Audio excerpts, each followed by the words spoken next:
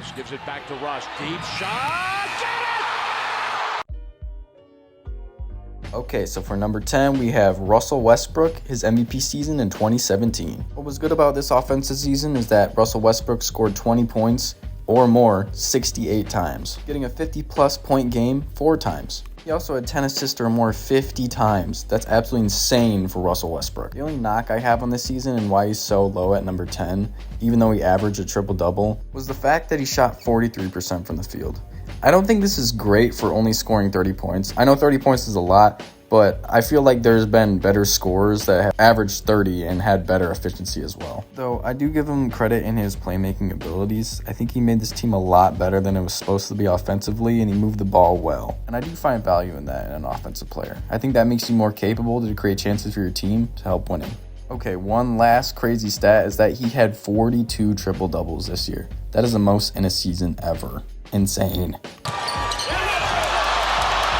Crawford turns it over. Westbrook with the punch. Okay, for number 9, we have Magic Johnson in 1987. This might be a little crazy, but hear me out. Okay, so Magic Johnson this year scored 20 points or more 55 times. Now, I know that is less than Russell Westbrook, but he also had 10 or more assists 60 times this year. I mean, this is Irvin Magic Johnson we're talking about. This man was a passer, okay? Like, just look at this man's highlights and just see the passing. No, but seriously, this is probably one of the greatest playmakers of all time, if not the greatest playmaker of all time. I think in his prime, this is his prime, he was insane just passing the ball. And I mean, he could get to a shot inside. His touch around the rim was actually very high leveled. Magic this season offensively averaged 23.9 points per game and 12.2 assists per game. He shot 52% from the field this year, and in the playoffs, he averaged 12 assists and 21 points per game. Make it good, an extra added ingredient.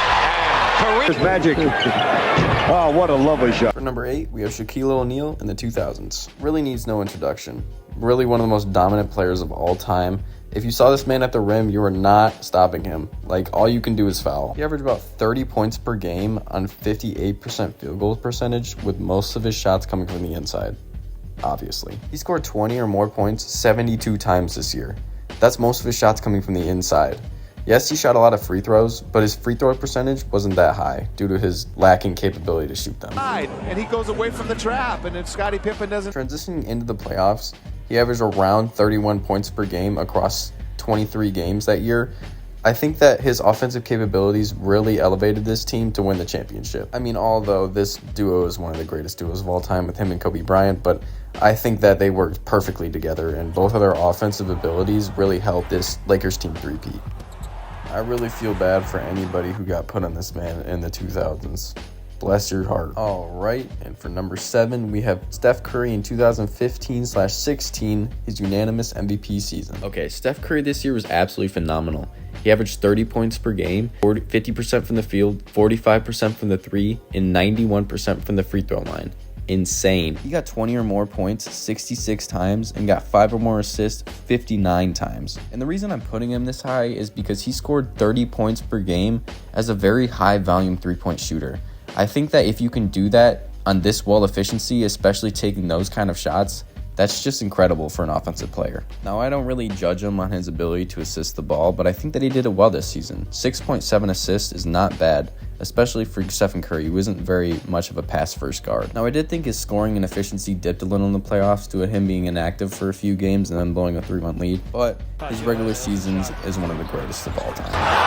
Steph Curry, bang, bang. Okay, and for number 6, we have James Harden in the 2018-2019 season. Okay, so what's so special about this season is that James Harden averaged 36.1 points per game. He scored 20 or more points 75 times this season, with 9 50-plus point performances. Insane. He had 5 or more assists 62 times this season. Assisting and scoring at such a high level is otherworldly. Again, the only slight knock that I have on this player is that he shot 44% this season. He did shoot the ball a lot, doing it about 24 times per game averaged. I think that's pretty good. So I'm not going to knock it off that much. That's why I still put him this high. I think that his scoring ability was fantastic. He also didn't really bring this team too far into the playoffs, losing in the second round, but it was to the Golden State Warriors and a very, very good team at the time. He deserved MVP.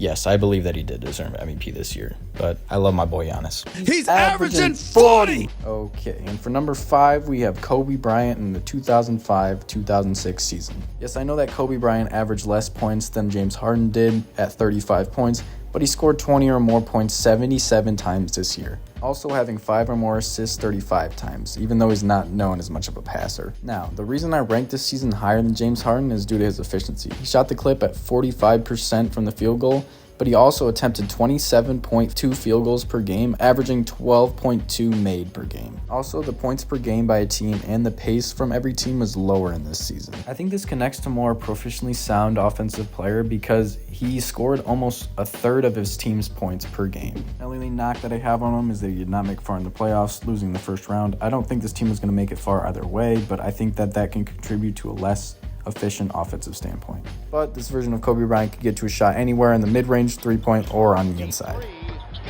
All right, and for number 4, we have LeBron James from the 2017 to the 2018 NBA season. Okay, so the stats don't pop out of you right away, but this LeBron did get 20 or more points 68 times and 5 or more assists 78 times. Overall, making him average 28 and 9 throughout the regular season. But I think what we really have to talk about is his playoff rising abilities this season. Diving deeper into the playoff averages, he averaged 34 and 9 throughout his 22-game playoff stretch with this Cleveland team.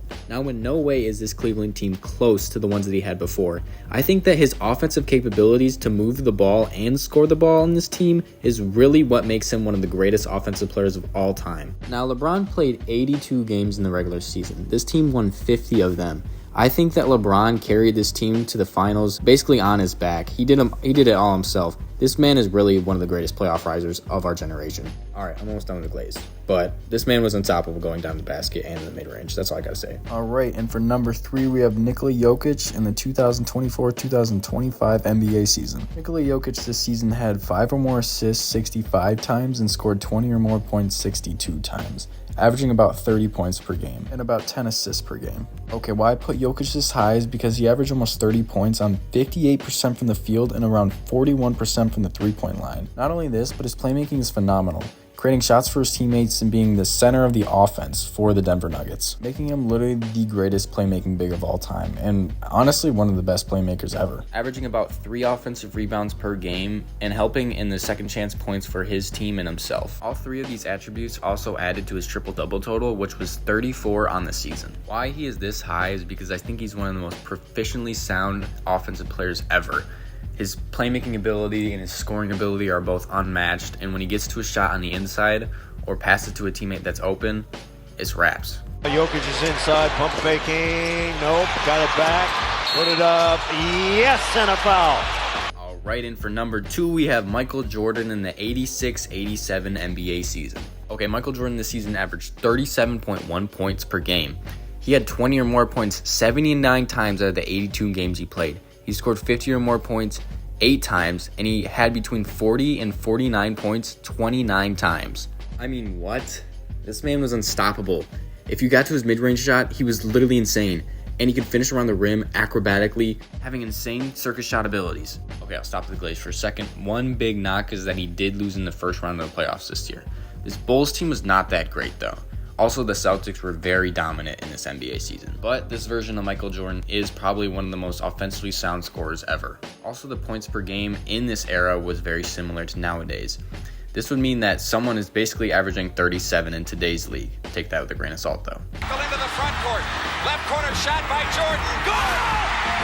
Okay, so the last person on this list is Wilt Chamberlain in the 61-62 NBA season. Well, he averaged 50 this season. He had 45 50-plus point games, scoring 100 points in literally one of them. I rank them on how offensively sound they are in their respective era, and while Wilt Chamberlain was literally the most offensive sound player in the 60s, this man could not be stopped anywhere, and even Bill Russell had a hard time guarding this guy. And that is why he's up this high. I know people will say that this era was very inefficient in their ability and skill, but this was just like when the NBA was starting, so I just see it as if you average 15 a game, then you're probably pretty good at offense. So yeah, thanks for watching.